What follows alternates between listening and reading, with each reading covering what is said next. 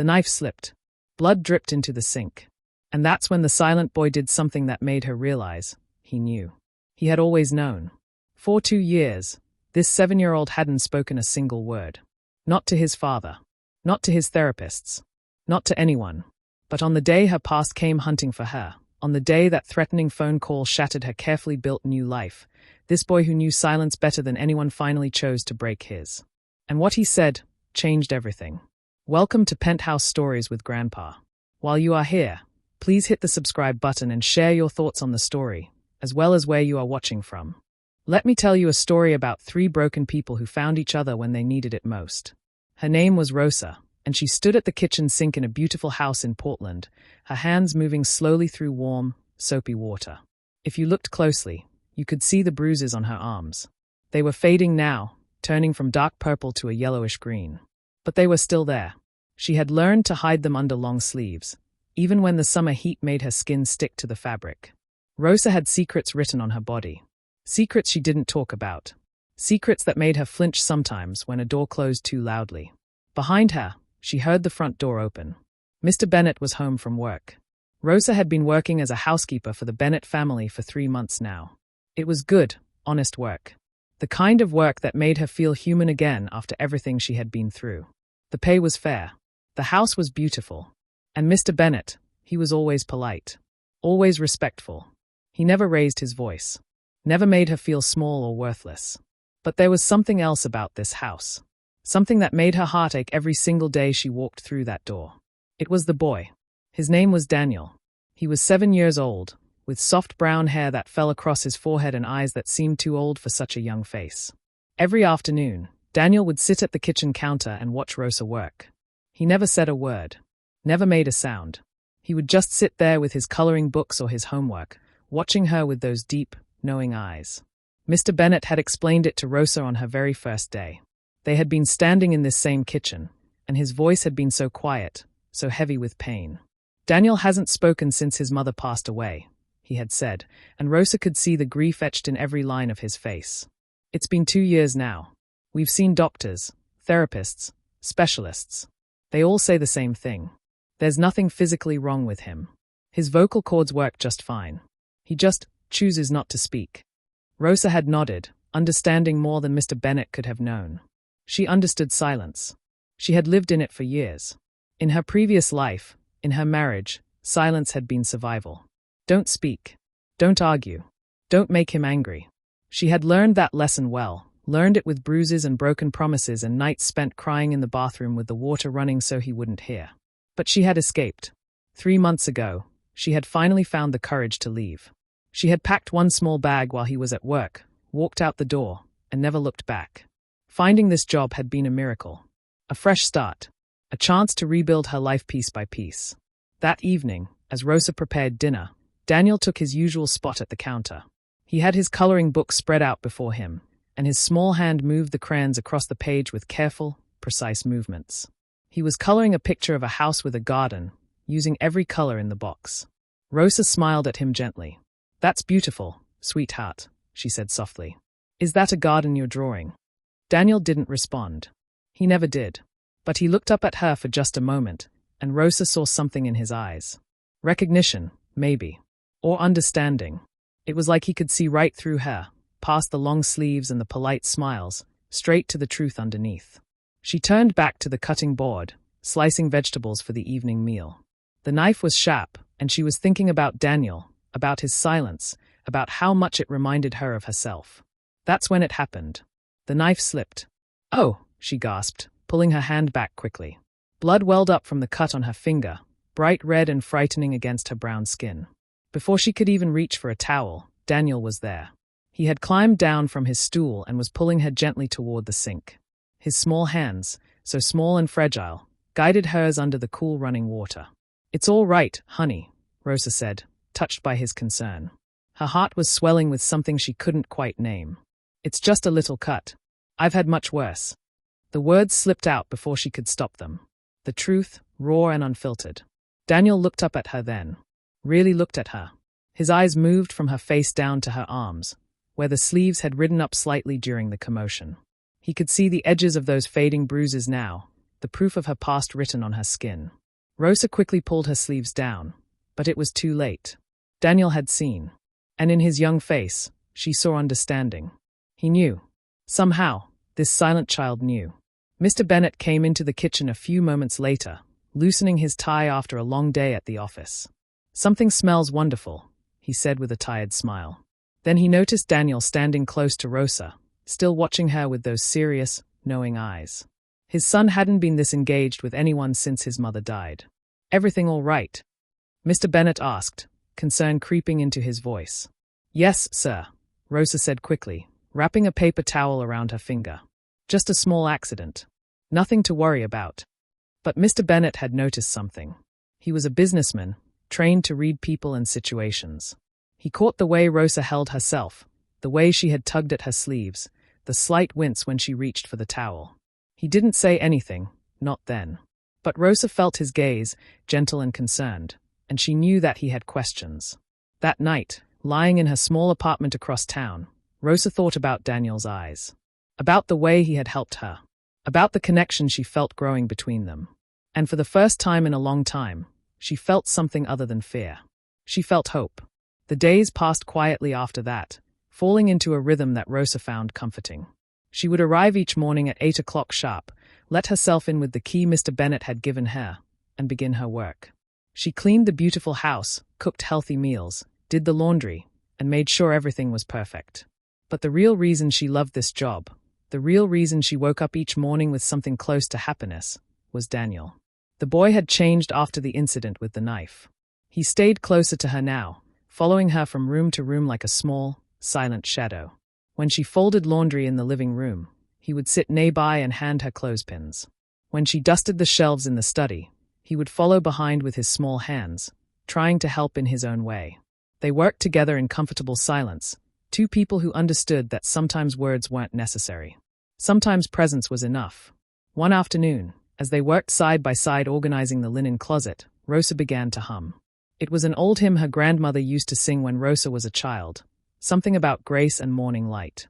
The melody came from somewhere deep in her memory, from a time before everything got so complicated and painful. Daniel stopped what he was doing. He came and stood beside her, so close that she could feel the warmth of his small body next to hers. Rosa kept humming, and then she spoke softly, almost to herself. "My grandmother used to sing that song," she said. "She raised me after my parents died. She was a strong woman, stronger than anyone I've ever known. She taught me that even in the darkest times, there's always a morning coming. Always light ahead, if you're brave enough to wait for it." Daniel reached up and took her hand. Just held it. His grip was small but surprisingly strong, and Rosa felt tears prick her eyes. She squeezed back gently, and they stood there together in the quiet hallway, connected by something neither of them could put into words. Mr. Bennet had started noticing things too. He would come home from work and find Daniel and Rosa together, working on some small project or sitting quietly side by side. He saw how his son's face would light up when Rosa arrived each morning. He heard the sounds of activity in the house again, laughter and music and life. His son was coming back to him, slowly but surely. And it was all because of this quiet, gentle woman who had walked into their lives 3 months ago. One evening, Mr. Bennet stayed home from a business dinner to watch them together. Rosa was teaching Daniel how to make homemade pizza, and the boy was actually engaged, pressing his small hands into the dough, making a mess and not caring. Mr. Bennet stood in the doorway, unseen, and felt his heart break and heal at the same time.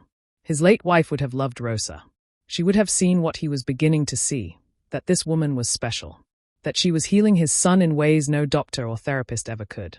But there was something else he noticed too. The way Rosa sometimes flinched at sudden movements. The way she always kept her distance from him, careful never to be alone in a room, always making sure Daniel was nearby. The long sleeves, even on the warmest days. The sadness that lived behind her eyes, no matter how bright her smile. Mr. Bennet was not a foolish man. He had seen enough of the world to recognize the signs. And his heart ached for whatever Rosa had endured before coming to them. It was a Thursday evening when everything changed. Mr. Bennet had come home early from work, which was unusual. He wanted to surprise Daniel, maybe take him to the park before dinner. But when he walked into the house, he sensed something was wrong immediately. The air felt different. Tense. Afraid. Rosa was at the sink washing dishes, but her hands were shaking. Daniel was at the counter with his homework, but he wasn't working. He was watching Rosa with worried eyes. Then the phone rang. Rosa dried her hands and answered it, her voice professional and calm. "Hello, Bennett residence." But then Mr. Bennett saw her entire body go rigid. The color drained from her face. Her hand started trembling so badly that the phone shook against her ear. "Don't you hang up on me," came a voice from the phone, loud enough that Mr. Bennett could hear it from across the room. A man's voice, angry and threatening. "You think you can just leave? Just walk away from me? I know where you are now, Rosa. I'm coming to get what's mine." Rosa's voice came out as barely a whisper. I don't want any trouble. Please, just leave me alone. You're my wife. You belong to me." "I'm not. We're divorced. The papers. Papers don't mean anything. I'm coming for you. Tonight." The line went dead. Rosa stood there, the phone still pressed to her ear, her whole body shaking like a leaf in the wind. She didn't realize she was crying until she felt the wetness on her cheeks, hot and shameful.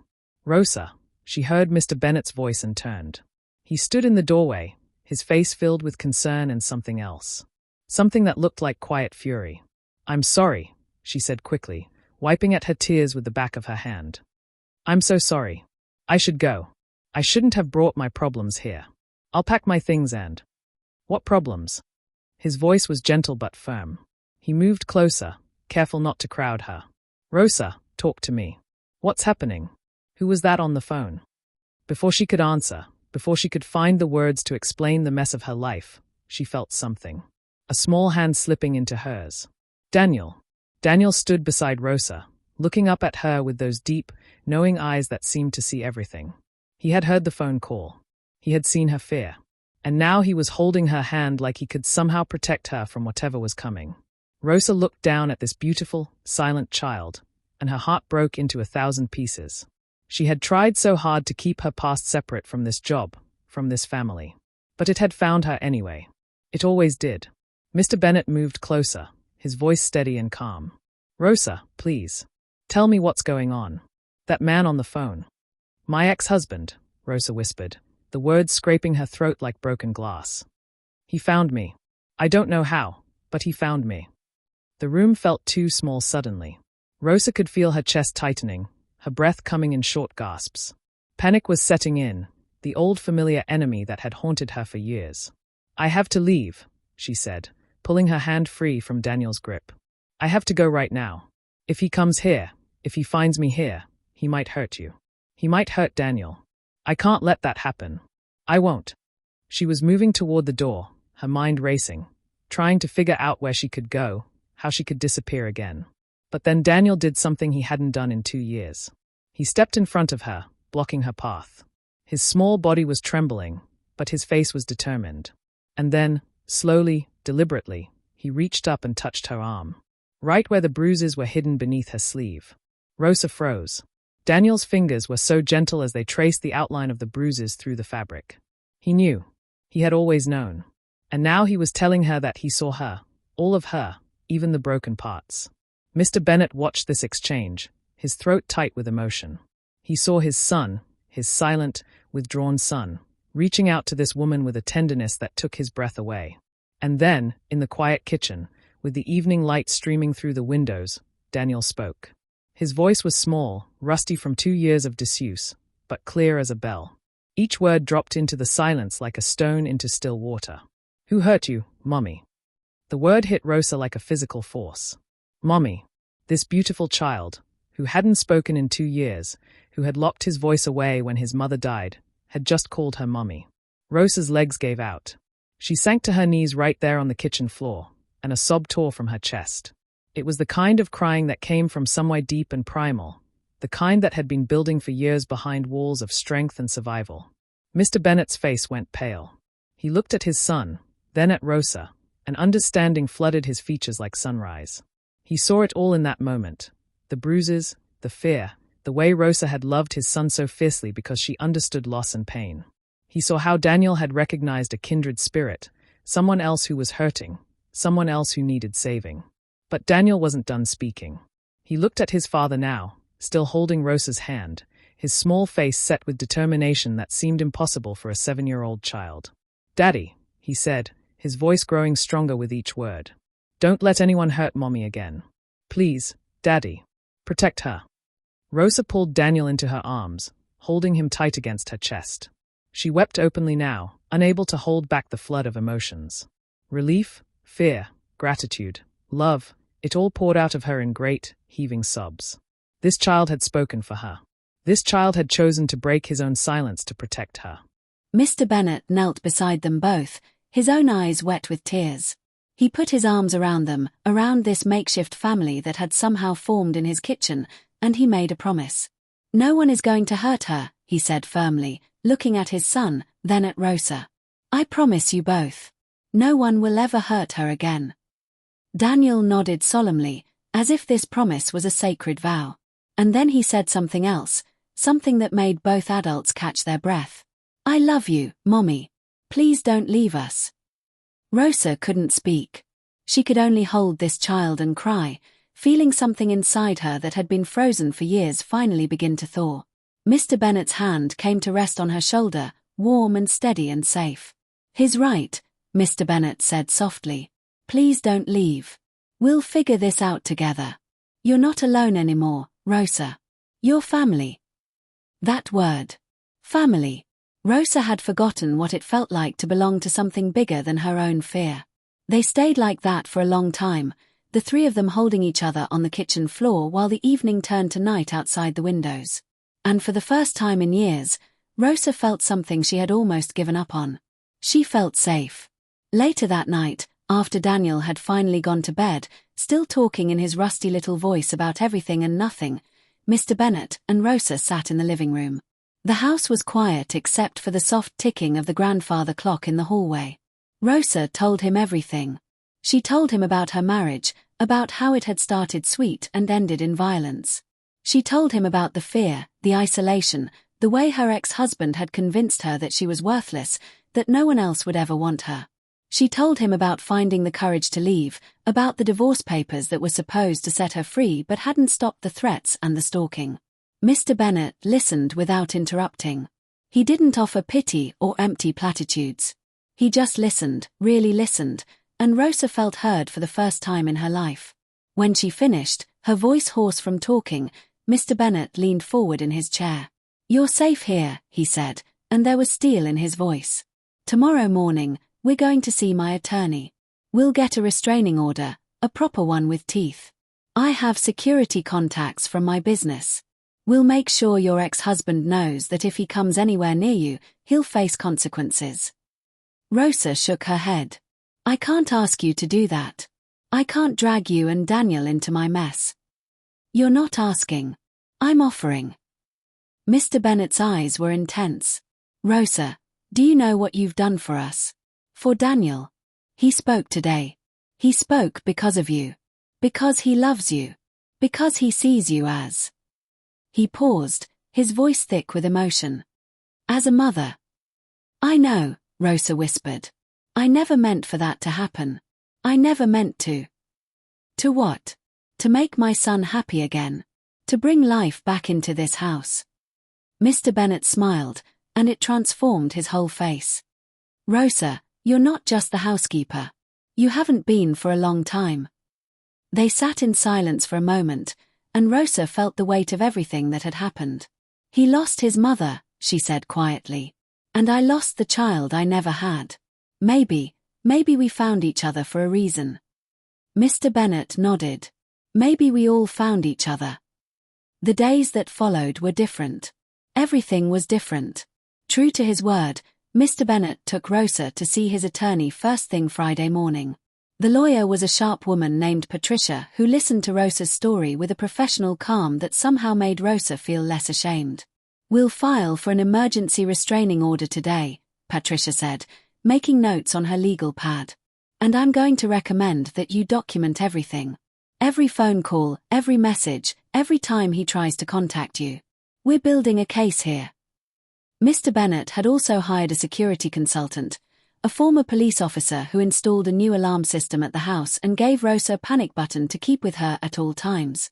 He checked the locks, installed motion sensor lights, and made sure Rosa knew she wasn't facing this alone. But the biggest change was Daniel. The boy who hadn't spoken in 2 years was now making up for lost time. He talked constantly, his words tumbling over each other in his rush to share everything he'd been holding inside. He talked about his mother, about how much he missed her but how Rosa made the hurt less sharp. He talked about school and his friends and the book he was reading. He talked and talked and talked, and Rosa listened to every single word like it was precious gold. "Mommy," he said one morning as Rosa made breakfast, and her heart still skipped a beat every time he called her that. "Can we make pancakes? The kind with chocolate chips?" "Of course, sweetheart," Rosa said, ruffling his hair. "But you have to help me." They made pancakes together, and Daniel stood on a stepstool to help flip them. He got batter on his shirt and chocolate on his nose, and he laughed. The sound of his laughter filled the kitchen like music, and Rosa felt her eyes prick with tears of joy. Mr. Bennet came downstairs, drawn by the sound of his son's laughter. He stood in the doorway, watching them together, and Rosa caught his eye. They shared a smile, these two adults who were learning how to build something new from the broken pieces of their pasts. "Good morning," Mr. Bennet said, loosening his tie. He had started working from home more often, arranging his schedule so he could be there, just in case. "Morning, Daddy," Daniel said brightly. "We made pancakes. Look, I flipped this one all by myself." "That's wonderful, son." Mr. Bennet's voice was thick with emotion. Every word from Daniel's mouth was still a miracle. They ate breakfast together, the three of them, talking and laughing. It felt like a family. It felt like home. But the shadow of Rosa's ex-husband still loomed. He had called twice more, leaving threatening messages that made Rosa's stomach turn. Each time, she documented it, just like Patricia had instructed. Each time, Mr. Bennet's jaw would tighten with barely controlled anger. "He's getting desperate," Patricia said when Rosa brought her the recordings. "That's actually good for our case. His threats are very clear. The judge will have no choice but to grant the restraining order." The court hearing was scheduled for the following week. Rosa was terrified, but Mr. Bennet promised to be there with her. "You're not facing him alone," he said firmly. "I'll be right beside you." In the meantime, life continued. Rosa kept working, kept cooking and cleaning and caring for the house. But it felt different now. She wasn't just an employee. She was part of something, woven into the fabric of this family in ways she was only beginning to understand. One evening, after Daniel had gone to bed, Rosa and Mr. Bennet sat on the back porch, watching the stars come out. The night was warm and quiet, filled with the sound of crickets and the distant hum of the city. "Can I ask you something?" Mr. Bennet said softly. "Of course." "Do you ever think about the future? About what you want your life to look like?" Rosa was quiet for a moment. "I used to," she admitted. "Before my marriage, I had dreams. I wanted to go back to school. Maybe become a teacher. I loved working with children." She smiled sadly. "But those dreams felt so far away after everything. I just focused on surviving, one day at a time. And now. Rosa looked up at the stars. "Now I dare to hope again. Because of you. Because of Daniel. You've both given me something I thought I'd lost forever." "What's that?" "A reason to believe in goodness. A reason to think that maybe I deserve to be happy." Mr. Bennet turned to look at her, and there was something in his eyes that made Rosa's breath catch. "You do deserve to be happy, Rosa. You deserve everything good." They sat in comfortable silence, and Rosa felt something shifting between them. Something tender and new and a little frightening. The court hearing came quickly. Rosa dressed carefully that morning, her hands shaking as she buttoned her blouse. Mr. Bennet drove her to the courthouse, and Patricia met them at the entrance. "Remember," Patricia said calmly, "just tell the truth. The judge will see through any lies or manipulation. Your ex-husband is going to try to minimize his behavior, but we have the evidence. The recordings, the medical records from your previous injuries, the police reports. He can't hide from the truth." Rosa's ex-husband was already in the courtroom when they entered. Seeing him made Rosa's stomach drop. He looked the same, tall, imposing, with that smile that could turn charming or cruel in an instant. When he saw her, his eyes narrowed with possessive anger. But then Rosa felt a hand on her elbow. Mr. Bennet, steady and strong beside her. And suddenly, her ex-husband didn't seem so frightening anymore. She wasn't alone. She had people who cared about her, who would stand with her. The hearing was brief but intense. Patricia presented the evidence, the threatening phone calls, the history of domestic violence, the fear Rosa lived with every day. Rosa testified, her voice shaking but clear, about the years of abuse and the terror of being hunted by the man who had promised to love her. Her ex-husband tried to charm the judge, claiming it was all a misunderstanding, that Rosa was exaggerating, that he just wanted to talk to his wife. Ex-wife, the judge corrected sharply. According to these documents, you've been divorced for 4 months. In the end, the judge granted the restraining order. 500 feet. No contact. Any violation would result in immediate arrest. Rosa felt like she could breathe again. Outside the courthouse, she turned to Mr. Bennet and Patricia, tears streaming down her face. "Thank you," she whispered. "Thank you so much." "You're safe now," Mr. Bennet said, and he pulled her into a hug. It was the first time he'd held her like that, and Rosa let herself sink into his embrace, feeling protected and valued. When they got home, Daniel was waiting by the door with a drawing he'd made. It showed 3 stick figures holding hands, a tall man, a woman, and a small boy. Above them, he'd written in careful letters, "Our family." Rosa looked at that drawing, at the simple innocence of it, and she knew something with absolute certainty. She was home. 3 months passed, and they were the happiest months of Rosa's life. The restraining order held. Her ex-husband had violated it once, showing up near her apartment, and had been arrested immediately. Patricia had filed additional charges, and he was now facing serious legal consequences. Rosa finally felt free from the shadow that had haunted her for so long. But more than that, she had found something she never expected, a family. Daniel was thriving. He talked non-stop now, making up for 2 years of silence with boundless energy and curiosity. His teacher had called to say he was doing wonderfully in school, participating in class, making friends. The therapy sessions they'd continued showed remarkable progress.